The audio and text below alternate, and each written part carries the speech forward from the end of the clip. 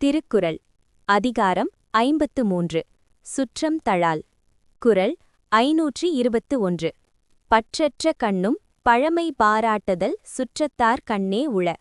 விளக்கம்: ஒருவரிடம் இருந்த செல்வம் அனைத்தும் நீங்கி அவர் வறுமையுற்ற காலத்திலும் பற்றற்ற கண்ணும் அவரோடு தமக்கிருந்த பழைய உறவை பாராட்டி அவரோடு ஒட்டி நிற்பது உண்மையான சுற்றத்தார்க்கு மட்டுமே உரிய பண்பாகும். மகாபாரதம் விதுரநீதி: யஸ்ய ஆர்த்தாக சந்தி தஸ்ய மித்ராணி யஸ்ய ஆர்த்தாக சந்தி தஸ்ய பாந்தவாக அத ஏவ அர்த்த விஹீனஸ்ய சுஹிர்தக சஹி பாந்தவக. விளக்கம்: செல்வம் இருக்கும்போது ஒருவனுக்கு நண்பர்களும் உறவினர்களும் தானாக வருவார்கள். ஆனால் செல்வம் இழந்த நிலையில் அர்த்த விஹீனஸ்ய எவர் ஒருவன் மாறாத அன்பு கொண்டு உடனிருக்கிறானோ அவனே உண்மையான உறவினன், பாந்தவக ஆவான்.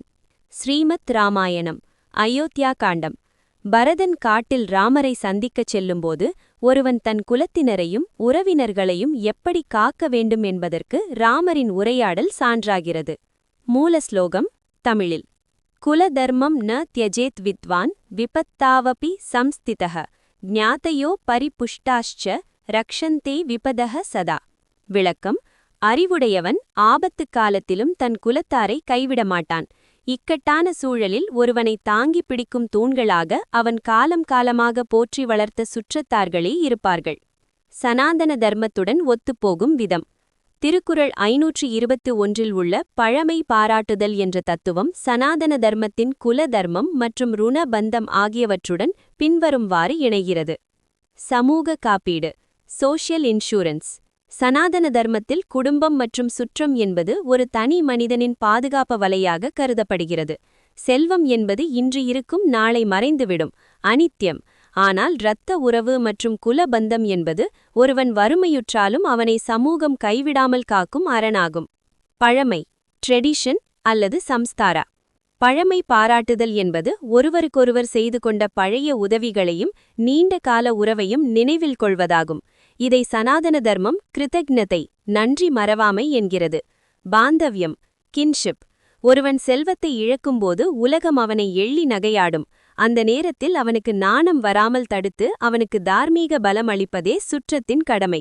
சுற்றம் சூழ வாழ்தல் என்பது ஒரு சனாதன தர்ம வாழ்க்கை நெறி. குறள் 522 விருப்பராச் சுற்றம் ஏயின் அருப்பரா ஆக்கம் பலவும் தரும். விளக்கம்: அன்பு நீங்காத விருப்பரா சுற்றத்தாரை ஒருவன் பெற்றிருப்பானானால் அந்த உறவு அவனுக்கு கிளை குறையாத மரம் போல வற்றாத செல்வம், ஆக்கம் மற்றும் புகழை தந்துகொண்டே இருக்கும். மகாபாரதம் விதுரநீதி: சபலம் ஞாதிபிஹி ரக்ஷ்யமசாரம் அபி துர்யோய நஹி சாகமிருதான் தேசான் வாதஹ ஸ்வபயதி த்ருமான்.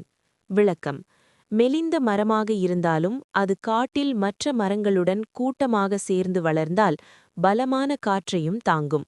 ஆனால் எவ்வளவு பெரிய மரமாக இருந்தாலும் அது தனியாக நின்றால் காற்றினால் வீழ்த்தப்படும்.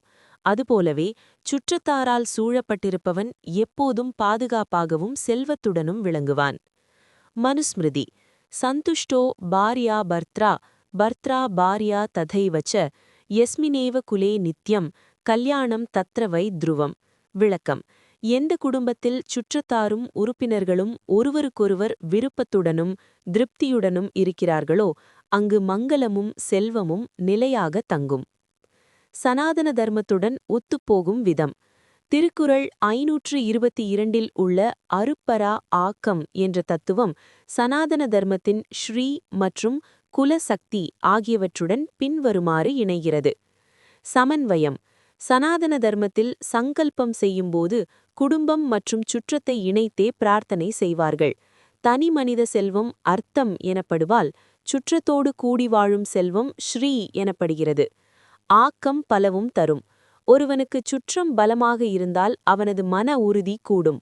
மன உறுதி இருந்தால் அவன் செய்யும் தொழிலில் வெற்றி கிட்டும். இதையே வள்ளுவர் ஆக்கம் தரும் என்கிறார்.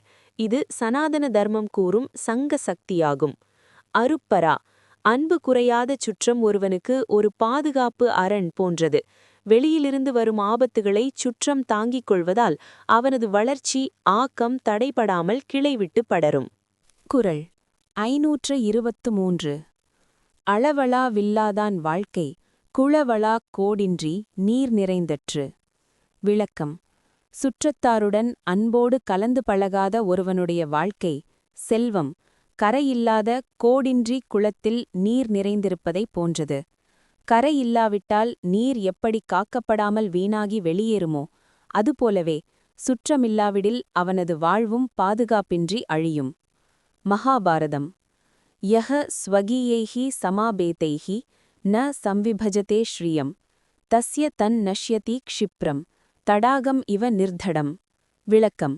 எவன் ஒருவன் தனக்கு கிடைத்த செல்வத்தை ஸ்ரீயம் தன் சுற்றத்தாருடன் பகிர்ந்து அனுபவிக்கவில்லையோ, அவனது அந்த செல்வம் கரையில்லாத தடாகத்தைப் போல மிக விரைவில் அழிந்துவிடும். இது வள்ளுவரின் உவமையோடு அப்படியே பொருந்துகிறது. மனுஸ்மிருதி. ஏகஹ ஸ்வாது ந புஞ்சீத ந ச கார்யான் விசிந்தயேத் தியாகேன ரக்ஷ்யதே லக்ஷ்மீர் ந து கேவல சஞ்சயை. விளக்கம். ஒருவன் சுவையான உணவை தனியாக உண்ணக்கூடாது, பெரிய காரியங்களை தனியாக செய்யக்கூடாது. மற்றவர்களுக்கு கொடுப்பதன் மூலமே செல்வம் பாதுகாக்கப்படுகிறது. கரையில்லாத நீர் எப்படி நிற்காதோ, அதுபோலவே தியாகம் மற்றும் சுற்றம் இல்லாவிடில் செல்வம் நிலைக்காது. சனாதன தர்மத்துடன் ஒத்துப்போகும் விதம்.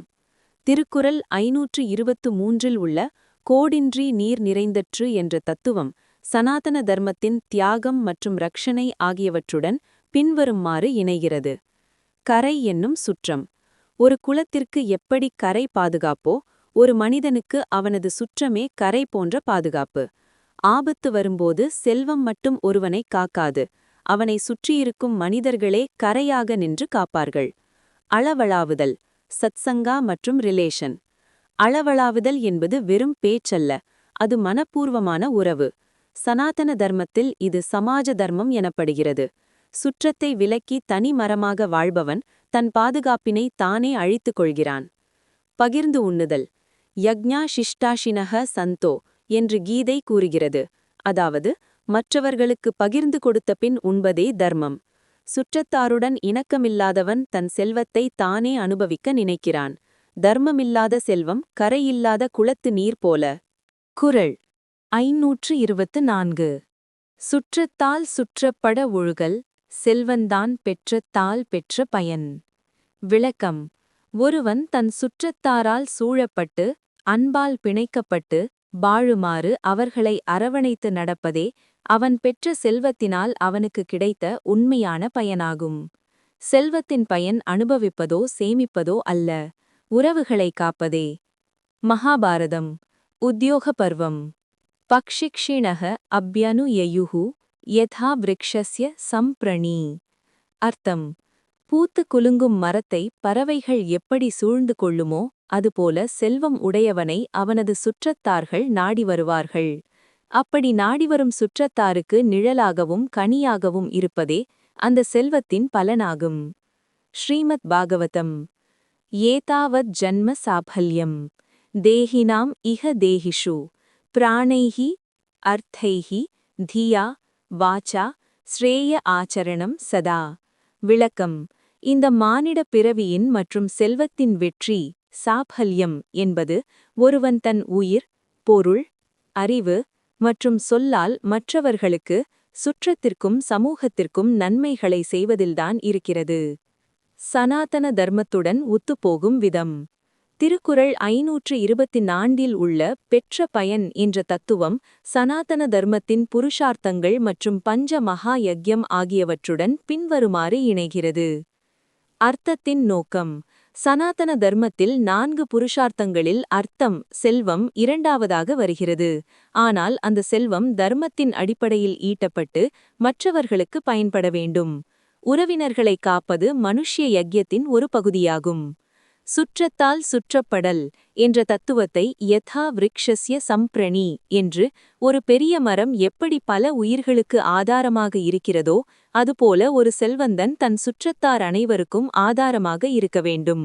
இதைத்தான் வள்ளுவர் செல்வத்தால் பெற்ற பயன் என்கிறார். அகங்காரமற்ற செல்வம். தன் செல்வத்தை தன் முன்னேற்றத்திற்கு மட்டும் பயன்படுத்தாமல் சுற்றத்தாரை தழுவ பயன்படுத்துபவன் மமதை, பேராசையற்றவன் ஆகிறான். சனாதன தர்மம் இத்தகைய தியாக உணர்வையே மோட்சத்திற்கு வழியாக கூறுகிறது. குறள் 525. கொடுத்தலும் இன்சொல்லும் ஆற்றின் அடுக்கிய சுற்றத்தால் சுற்றப்படும். விளக்கம். ஒருவன் தன் சுற்றத்தார்க்கு வேண்டிய பொருள்களை கொடுத்தலும், கொடை, அவரிடம் இனிமையாக பேசுதலும், இன்சொல் ஆகிய இரண்டையும் செய்ய வல்லவனானால் அவன் பல மடங்கு பெருகிய சுற்றத்தாரால் சூழப்படுவான். மகாபாரதம் உத்யோக பர்வம். தானமேகம் பிரசஸ்தம் ஹி லோகேஸ்மின் சர்வசாதனம் பிரியவாதீ ச லோகஸ்ய சர்வஸ்யேஹ பிரியோ பவேத். விளக்கம். இந்த உலகில் தானம், கொடுத்தல் என்பதே எல்லாவற்றையும் சாதிக்கக்கூடிய சிறந்த கருவியாகும். அதேபோல் எவன் ஒருவன் இனிய சொற்களை பேசுகிறானோ, பிரியவாதி, அவன் உலகத்தார் அனைவருக்கும், குறிப்பாக தன் சுற்றத்தார்க்கு அன்பிற்குரியவன் ஆவான். மனுஸ்மிருதி. அர்ச்சயே தேவ சர்வான் சக தான மான பிரிய உக்திபிஹி ந வாச்சா தாடயேத் கஞ்சித் அபகாரேபி சம்ஸ்திதஹ. விளக்கம். ஒருவன் தன் சுற்றத்தாரையும் மற்றவர்களையும் தானம், பொருளுதவி மற்றும் மரியாதை மற்றும் இனிய சொற்களால் கௌரவிக்க வேண்டும். அவர்கள் தவறு செய்தாலும் கசப்பான சொற்களால் அவர்களை புண்படுத்தக்கூடாது. இதுவே ஒருவனை சுற்றி மக்களை நிலைநிறுத்தும். சனாதன தர்மத்துடன் ஒத்துப்போகும் விதம். திருக்குறள் 525 உள்ள கொடுத்தலும் இன்சொல்லும் என்ற தத்துவம் சனாதன தர்மத்தின் தான தர்மம் மற்றும் பிரிய வசனம் ஆகியவற்றுடன் பின்வருமாறு இணைகிறது. தானம், சேரிட்டி. சனாதன தர்மத்தின்படி செல்வம் என்பது மற்றவர்களுக்கு பகிர்ந்தளிக்கப்படும்போதுதான் பவித்திரம் அடைகிறது. உறவினர்களுக்கு அவர்களின் கஷ்டகாலத்தில் உதவுவது குல தர்மத்தின் அடிப்படை. இது உறவுகளுக்கு இடையிலான பௌதீக மெட்டீரியல் பிணைப்பை உறுதி செய்கிறது. பிரியவசனம், ஸ்வீட் ஸ்பீச். சத்யம் ப்ரூயாத் பிரியம் ப்ரூயாத் என்பது வேதாந்த வாக்கு. பொருள் கொடுத்தாலும் கடுஞ்சொல் பேசினால் அந்த உறவு கசந்துவிடும். எனவே இன்சொல் என்பது உறவுகளுக்கு இடையிலான ஆத்மார்த்த இமோஷனல் பிணைப்பை உருவாக்குகிறது. அடுக்கிய சுற்றம், குரோயிங் சர்க்கிள். ஒருவன் கொடுத்து சிவந்த கையும் குளிர்ந்த சொல்லும் உடையவனாக இருந்தால் தூரத்து உறவினர்களும் கூட அவனிடம் வந்து சேர்வார்கள். இதையே வள்ளுவர் அடுக்கிய சுற்றம் என்கிறார். இது சனாதன தர்மம் கூறும் வசுதைவ குழும்பகம் என்ற நிலையை ஒரு தனி மனிதன் அடைய வழிவகுக்கிறது. குறள் 526. பெருங்கொடையான் பேணான் வெகுளி அவனின் மருங்குடையார் மாநிலத்து இல். விளக்கம். பெரிய கொடைத்தன்மை உடையவனாகவும் சினத்தைக் கொள்ளாதவனாகவும் கோபத்தைக் காக்காதவன் ஒருவன் இருப்பானானால் அவனைப் போல சிறந்த சுற்றத்தாரை பெற்றவர் இந்த உலகத்தில் வேறு எவரும் இல்லை. மகாபாரதம்.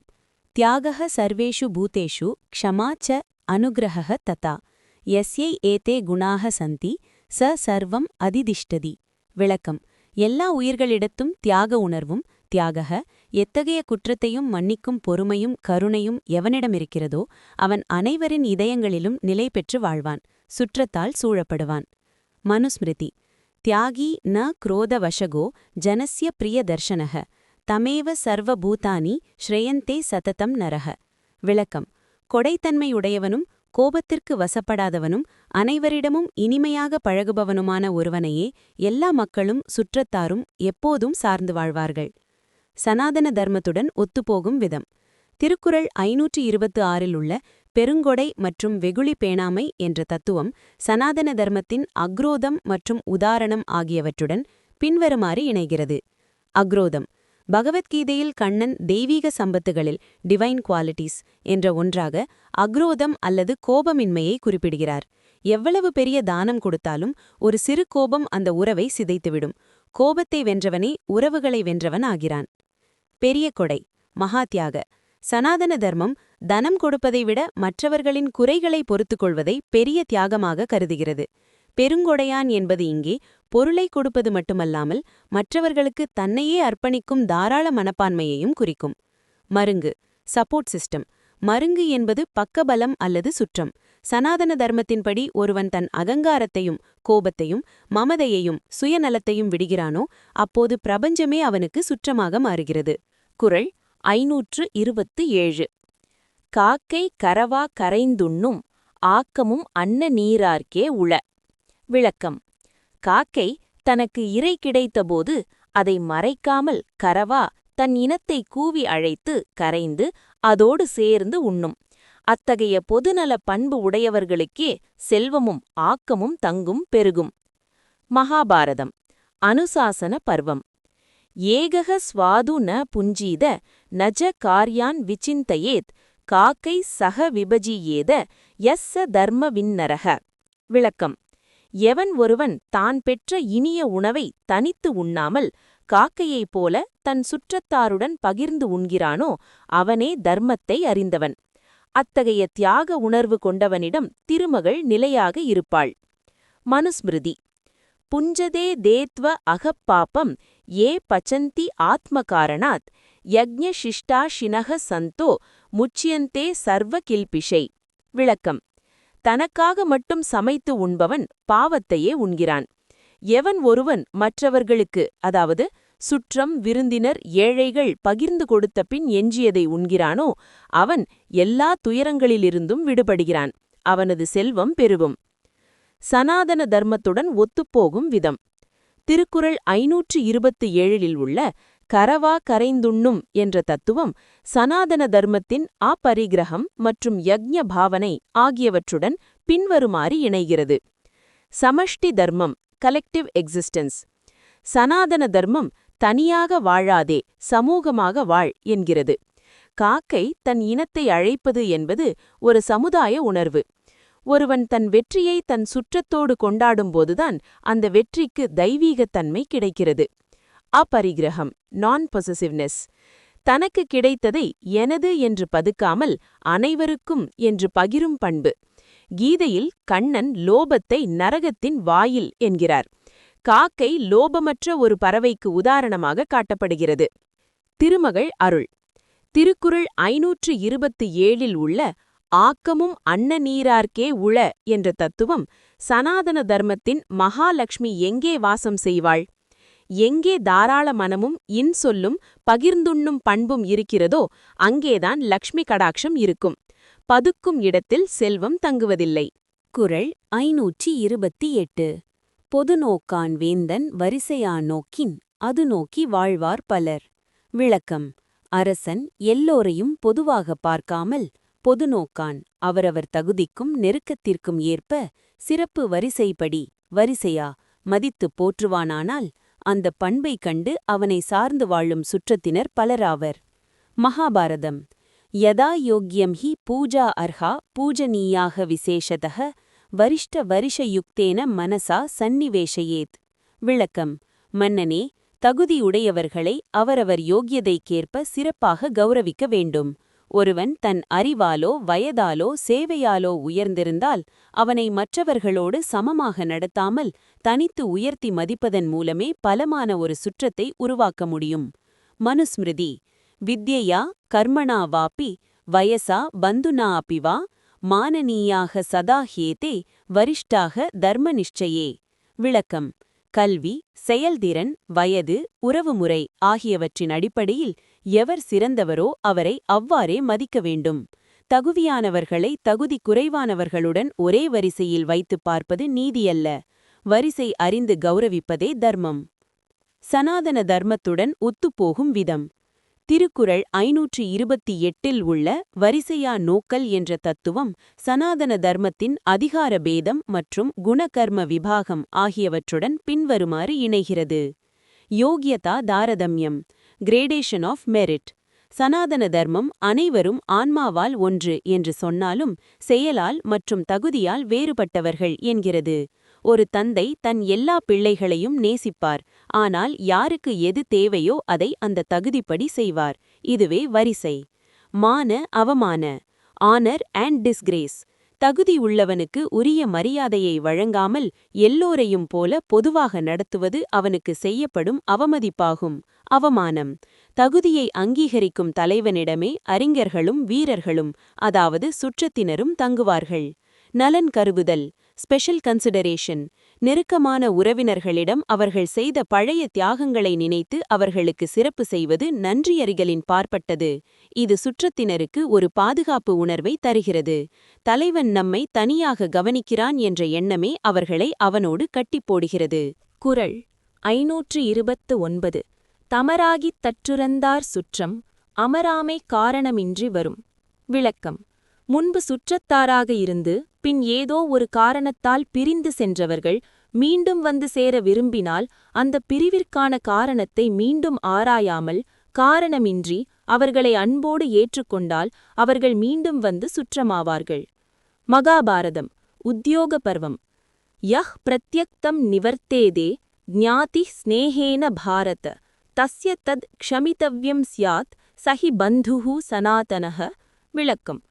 பரதகுலத் தோன்றலே, பிரிந்து சென்ற உறவினன் ஞாதிஹி மீண்டும் பழைய அன்பினால் உன்னிடம் திரும்பி வந்தால் அவனது பழைய தவறுகளை மன்னித்து க்ஷமிதவ்யம் அவனை ஏற்க வேண்டும். ஏனெனில் இரத்த உறவு என்பது மாறாதது, அது என்றும் நிலைத்திருப்பது.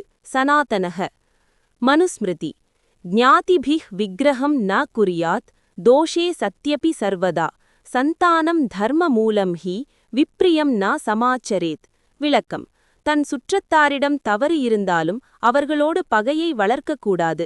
பிரிந்தவர்களை மீண்டும் இணைப்பது சந்தானம், தர்மத்தின் அடியாகும். எனவே மீண்டும் ஒரு மனஸ்தாபம் வராதவாறு அவர்களை அரவணைப்பதே அறம்.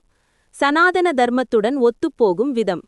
திருக்குறள் 529 உள்ள காரணமின்றி வரும் என்ற தத்துவம் சனாதன தர்மத்தின் க்ஷமா மற்றும் ருணபந்தம் ஆகியவற்றுடன் பின்வருமாறு இணைகிறது. க்ஷமா மன்னிப்பு. சனாதன தர்மத்தில் க்ஷமா வீரஸ்ய பூஷணம், மன்னிப்பு வீரனுக்கு அழகு. ஒருவன் மீண்டும் வரும்போது பழைய குறைகளை தோண்டாமல் இருப்பது காரணமின்றி அவன் மீது நாம் கொள்ளும் கருணையை காட்டுகிறது. இது மனத் தூய்மைக்கு வழிவகுக்கும். ருணபந்தம் கார்மிக் டைஸ். சனாதன தர்மத்தின்படி உறவுகள் என்பவை கர்மவினைகளால் பிணைக்கப்பட்டவை. தற்காலிக காரணத்தால் உறவு பிரிந்தாலும் அந்த பிரிவிற்கான கர்மவினை முடிந்ததும் அவர்கள் மீண்டும் இணைவார்கள். அதை ஏற்றுக்கொள்வதே இயற்கை நீதி.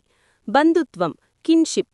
ஒருவன் தன் சொந்த பந்தங்களை விட்டு தனித்து வாழ்வது சனாதன தர்மத்தில் ஆசிர்வதிக்கப்படுவதில்லை. சந்து எனப்படும் சமாதானம் செய்வதே மேலான குணமாக போற்றப்படுகிறது.